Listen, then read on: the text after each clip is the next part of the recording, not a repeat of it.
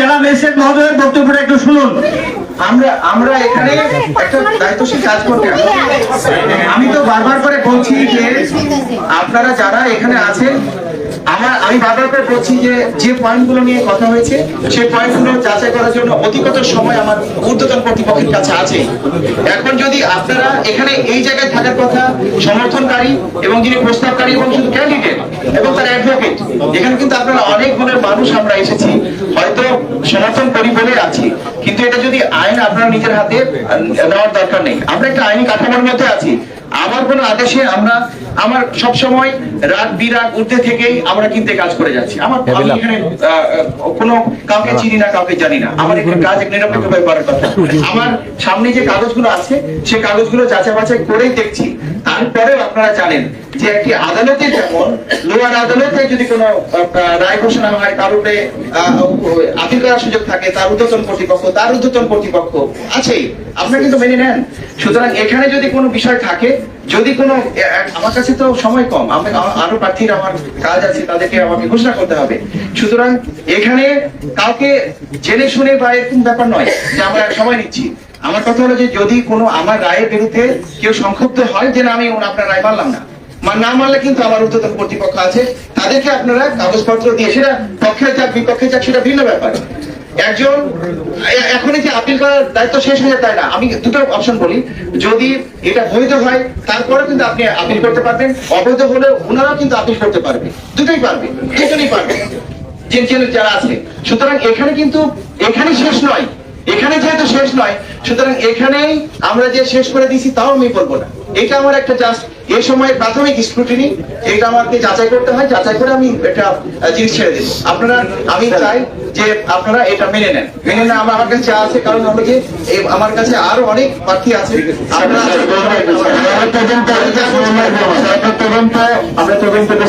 আচ্ছা, আমি তদন্ত করবো না রায় দিয়ে দিব, সেটা কিন্তু আমার একটা এখতিয়ার আছে, আপনি এটা জানেন। আপনারা আবার আমার সাথে বলতে হবে স্যার। আপনি কে স্যার? আমরা হচ্ছে গণ অধিকার পরিষদ, আমরা যখন এখানে বসছি,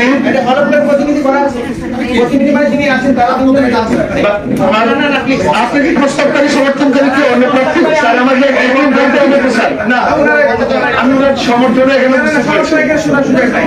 করেছি তিনজন প্রার্থী, প্রস্তাবকারী, সমর্থনকারী, অ্যাডভোকেট এবং প্রার্থী নিজে। প্রস্তাবকারী আমার পক্ষে কথা বলবো না, প্রস্তাবকারী পক্ষে আমার আমার পক্ষে কথা বলবো, আমি প্রস্তাবকারী আমার পক্ষে কথা বলবো। স্যার এখানে গায়ে হাত দিলে কি বলা যাবে না? না না, এখনই না। যখন স্যার আমাদেরকে আমরা প্রস্তাব করছি যে এই ব্যাপারটা স্কিপ করে আমাদেরকে শেষ করার জন্য, জি জি জি, তখন একজন এসে পেশাব করবে গায়ে। না না, কথা বলবো না স্যার। না, আপনার সামনে এখানে আচ্ছা, আমি আপনাকে অনুরোধ করি, যদি এরকম কোনো কিছু হয়ে থাকে তাহলে খুব দুঃখজনক ঘটনা, আপনারা একটু সংবরণ করবেন প্লিজ। এটা করার ঠিক হয়নি, যেরকম কিছু হয়ে থাকে আপনাকে আমি ধৈর্য ধরার জন্য অনুরোধ করছি প্লিজ। এটা প্লিজ, এটা করা যাবে না। তারা যদি এখনই গায়ে হাত দেয় তাহলে মাটি কি করবে? না না না, এরকম কিছু আমাকে প্লিজ। আমি আমার অনুরোধ করবো, আমি পিছন থেকে আমাদের গায়ে হাত দিচ্ছে। আচ্ছা, আচ্ছা, আমি প্রার্থী প্রস্তাব চাই না।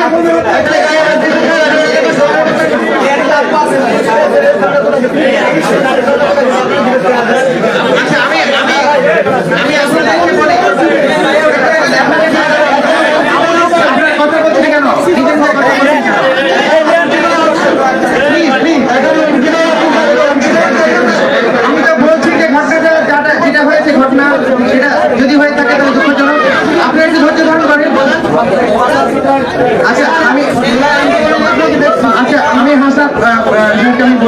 আপনি একটু তাদেরকে বোঝান, আমার যদি কোনো বিষয় থাকে আপনারা এটা পারবেন। আচ্ছা, আমরা যারা আছি বিলাল এবং আমাদেরকে সারা বাংলাদেশ দেখছেন। জি প্লিজ। এবং আমরা যে এখানে যে কথা বলছি, আমার সম্পর্কে যদি আপনার কোনো আর্গুমেন্ট থাকে সেটা আপনি আপনার আইনজীবীর মাধ্যমে বলেন। আবার ঠিক আমার যেটা দেখবো সেটা আমি এখানে যারা আছেন, এখানে গণঅধিকারের প্রতিনিধি আছেন, বিএনপির সম্মানিত একজন এমপি প্রার্থী আছেন, উনি আমাদের এলাকায় বেশ অনেকবার উনি প্রতিনিধিত্ব করেছেন, ওনাকে আমরা সম্মান জানাই। এবং এখানে যে আমরা আর্গুমেন্ট করছি এটা কিন্তু ব্যক্তিগত কোনো বিষয় না, এটা লিগাল একটা আর্গুমেন্ট।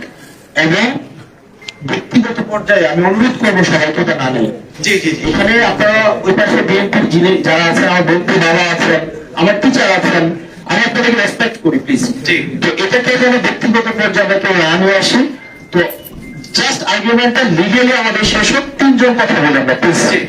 আমাদের যিনি প্রার্থী, লয়ার, তারপর হচ্ছে যে সমর্থক এবং প্রস্তাবক, এছাড়া আর আপনারা যারা আছেন প্লিজ একজনও কথা বলার দরকার নেই। এটা জিততে আসেনি আমরা। এখানে আমাদের যিনি যে প্রার্থীর যদি অনুমোদন হয়, এটা আমরা একসাথে কম্পিটিশন করবো। তো আমরা তো এখানে তো জিতে আর কিছুই না। একদম সবাই চুপ থাকবেন কেন? প্লিজ। G please. আমি ধন্যবাদ জানাচ্ছি আমাদের সম্মানিত ক্যান্ডিডেটকে, উনি খুব চমৎকার কথা বলেছেন।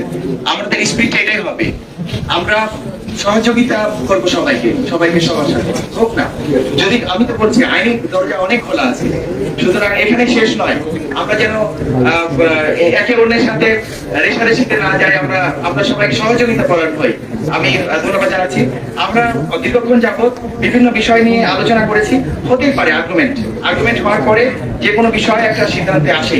এখন যে বিষয়টি হয়েছে, আমরা যে আর্গুমেন্ট গুলো নিয়ে কোন এক জায়গাতে থেকে ধীরে ধীরে ধীরে কিন্তু সেখানে একটা ফাইনাল স্টেজে যায়। এই ফাইনাল স্টেজের পরে কিন্তু আরেকটি স্টেজ আছেই। আমার কাছে যেটা মনে হয়েছে, যেহেতু ওনার অন্যান্য কাগজপত্র সবই সঠিক আছে এবং যে আর্গুমেন্টের এখানে বলা হয়েছিল সেই আর্গুমেন্ট গুলো নিয়ে আমরা যাচাই করেছি, পক্ষে বিপক্ষে আমরা কথা বলেছি, শুনেছি, দেখেছি। সে বিষয়গুলো এখানে যেভাবে আমার কাছে সামনে আছে, আমার কাছে প্রতীয়মান হয়েছে যে ওনার এই আবেদনটি সঠিক আছে।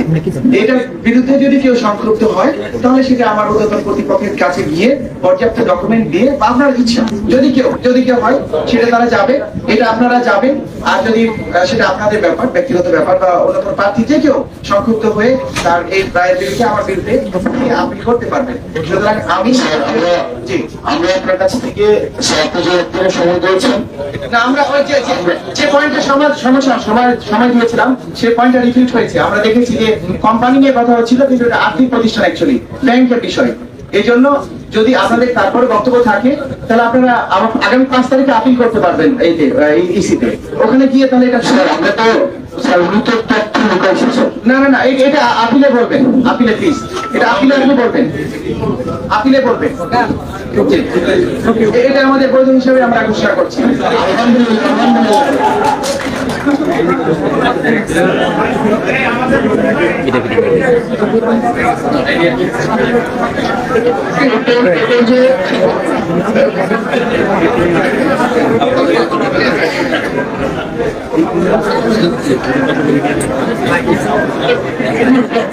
প্রস্তাবকারী সমর্থনকারী বাকিরা একটু স্যার আমরা